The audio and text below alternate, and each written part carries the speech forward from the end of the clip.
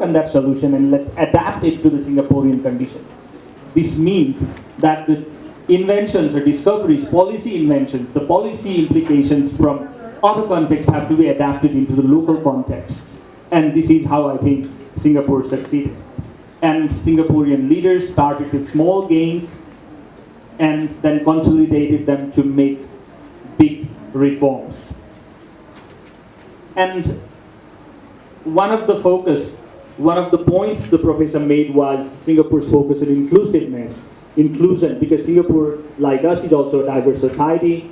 Inclusion was one of the pillars of Singapore's transformation, which was very, very wisely used and implemented by their leader, Lee Kuan Yew, the charismatic Lee Kuan Yew. So basically, it is said that Lee Kuan Yew followed 3 general principles.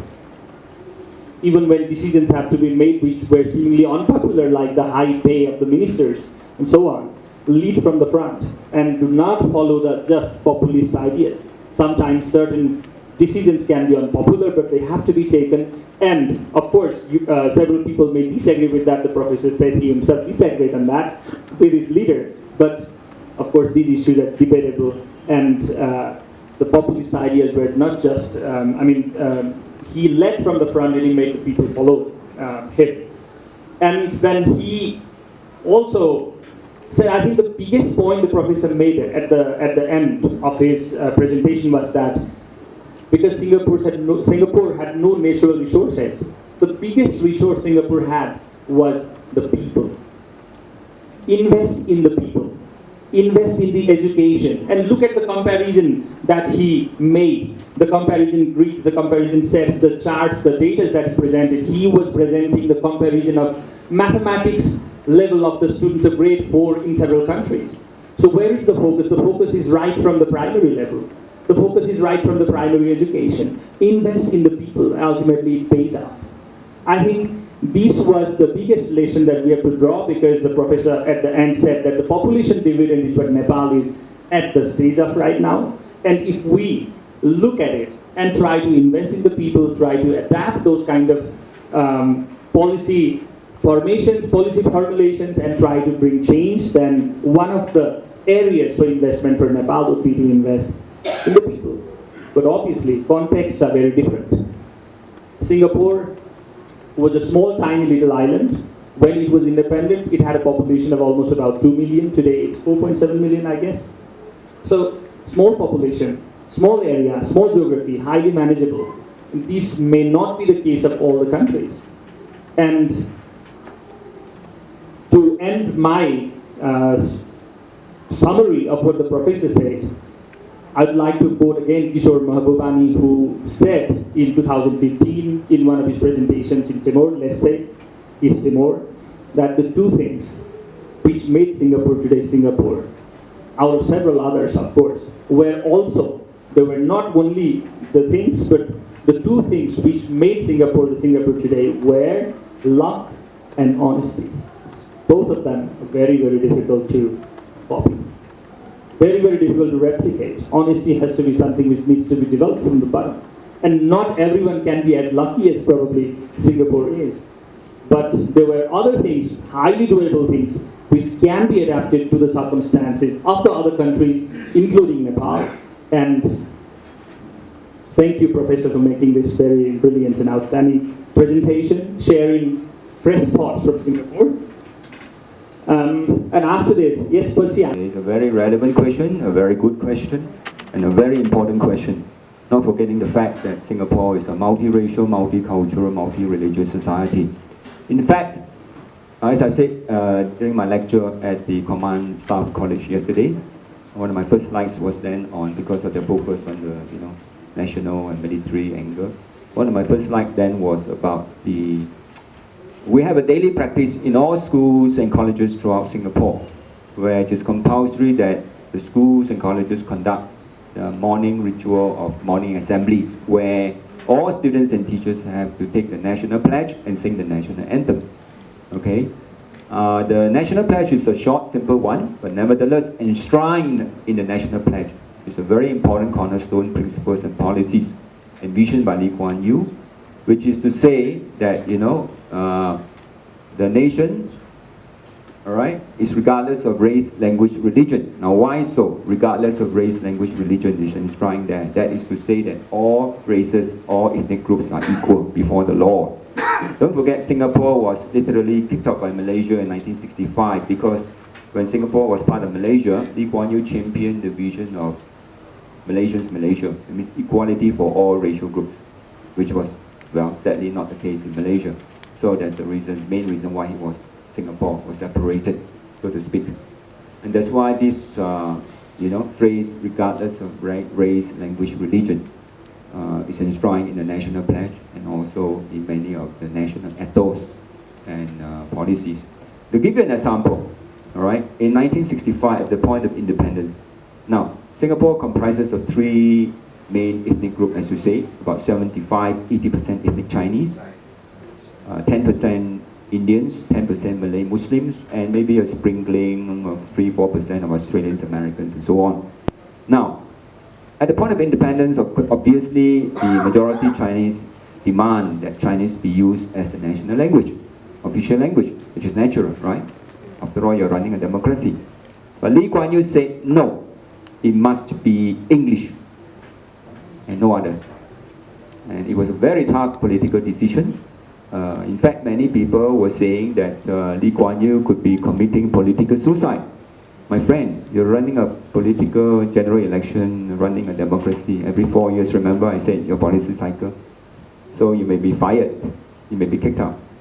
But I'm glad to say that Lee Kuan Yew's decision was accepted by everyone, including the majority, the ethnic Chinese there. So it shows that the majority racial group and all the people, they have the political maturity to respect, to uphold his policy, to share the kind of policy vision. And that goes back to what I told you earlier, that you have to tie the national vision to the people. Yeah. Institution working here. So the government has also provided the incentive to the higher education also.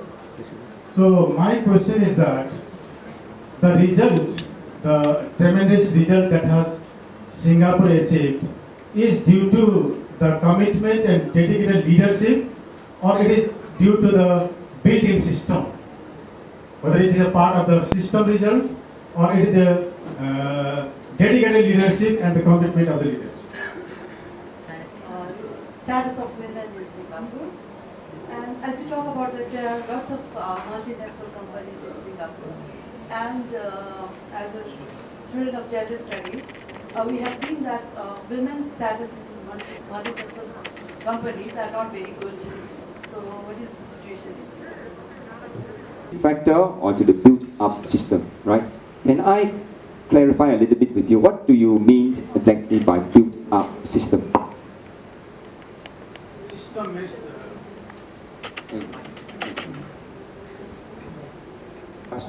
alluding to whether it should have strong leadership, personal factor first, or policies and governance in place first. So it's a question of chicken and egg now. Which is which? All right. So whether you need to have strong governance and policy in place first for a country to take off, or you need to have strong leadership. So it's a bit of chicken and egg situation. But yeah, the Singapore context, as I've shown you, it's not just in Singapore. It's not just in Singapore. In fact, if you look at, again, the World Bank report, East Asian Economic Miracle, starting from, say, if you look at, for example, South Korea, you have a very strong leader, Park Chung-hee. Some even call him the dictator, right? He literally, put away his opponents, and in the end, he paid with his own price. Both he and his wife was assassinated. In the case of Taiwan, another East Asian tiger economy, Chiang Chou-kuo, the son of Generalissimo Chiang Kai-shek, the Kuomintang party, again a very strong, dynamic leader. Even closer to Singapore is Mahathir, very strong, right, leader, and of course Singapore, another very strong interventionist leader. All these leaders are very strong, very dynamic, and they totally believe, and practice strong, active government intervention. So they are the ones who drive the policies. So I'm not saying that policies are not important. In fact, policies are very important, but you need to have the kind of political will, political leadership to drive the policies. You need to have someone to own the policies, to sell the policies, and to drive the policies. Without the top political leadership, it will not happen. So it cannot happen in a political vacuum, in other words. So in a way, it's a chicken and egg situation. I think the two goes hand in hand. And there's a problem with many of the Western liberal economies, societies, because every time I do this kind of presentation, I will receive a lot of critical feedback, critical, even fierce criticism from Western scholars, because, of course, their perspective, their view, their experience are totally different, right? If you look at the Westminster model of parliament or the Washington-based model, or even the French model, they have the benefit of 200-300 years of development experience to be where they are today. Don't forget, we are Asian nations. Our experience is slightly different. You know what I mean? So we have to take into account our local factors, local culture, local history.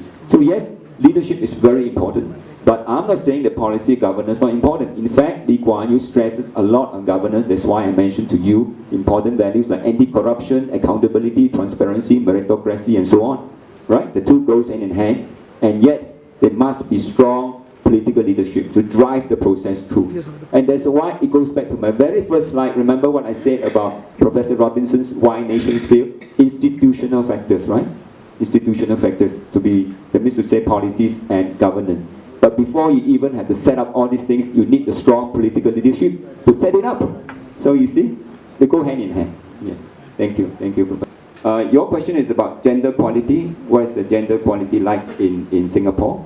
And also the fact that you're concerned that gender equality issues are not given proper respect in many MNCs, or short shrift, so to speak. Okay, let's start with your first question. I'm glad to say in all of Southeast Asia, in fact in most of Asia, the status of women are highly regarded. Okay, I can tell you because I travel around a lot in Asia, both in business as well as a visiting professor. In many of these so-called developing countries, I should not name them, it's quite common, especially in the rural provinces and villages, to hear that, you know, the men said to say, they get drunk, they go home, they beat up their wife. You know, very sad. But in Singapore, it's not the case. In fact, sometimes it's the wife that beat up the man. So women are very well regarded and respected. And when it comes to any position or job designation, it's equal pay policy. It's illegal to pay the woman $1 less. Not like Japan. You know, Japan is the other way around. You know very well, right?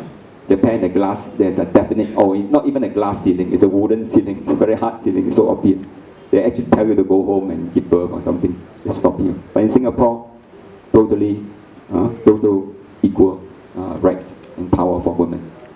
Right? It's very peaceful, very safe. A bit too safe. I keep telling my students, don't take it for granted. I give a good example. You can go around Singapore. It's very common to see people leaving their iPhones or iPad on the table while they go to the toilet. You know, and they come back, it's still safe. But don't try that in Jakarta or Saigon or Bangkok. And I don't know about Kathmandu. Yeah. So it's too safe sometimes. Yeah. So women are very safe in Singapore. About power sharing, there are, of course, to be true, there is still a lack of women representation in the parliament. But that is because of, you know, the nature of politics. There are not enough women members of parliament. Women still, I suppose, a little bit traditional. They do not want to come forward. It's not a case of suppression. It's not a case of oppression. It's a case of tradition, you know, where the people still have to come out of the shadow. Women by nature are, if I may say, a little bit shy. You know what I mean? I mean, that's positive, you know, comment. So many of them do not want to be, you know, up on the stage or in the public profile. Because you must know, Lee Kuan Yew has said before in Singapore, once you enter politics, you have no more private life. Alright, because that is the standard expected of Lee Kuan Yew. He imposed very high standards. Alright, his personal life, alright, he shared with all the people, and he expects all his member of parliament to obey and follow the same benchmark, the same very high criteria that he set. Alright, so perhaps the women feel that, you know, after all, they are homemaker and they are not ready to prepare to make the sacrifice. Not because of oppression or suppression, don't get me wrong. They are women ministers, but in comparison lesser than men. Yeah. Oh, the visa, okay. How to manage the floating, resident workers population. So we have different schemes, like for example, the native population is only about 4 million plus, but then the floating transient population can be as many as 2 million. So you're talking about 40%, 30, 40%, almost half. Not as many as Dubai or some of the oil-rich Middle East countries, but nevertheless very sizable. So we have got different schemes. For example, people who are professionals, they will probably be on professional pass, or employment pass, right? And then the lower income workers will probably be on work permit, all right? So different schemes to manage them, and depending on the country of intake, sometimes they can come on 2-year pass or 3-year pass, and so on, all right? Generally, that's how the country manages, because we simply do not have sufficient, manpower to man all the industry.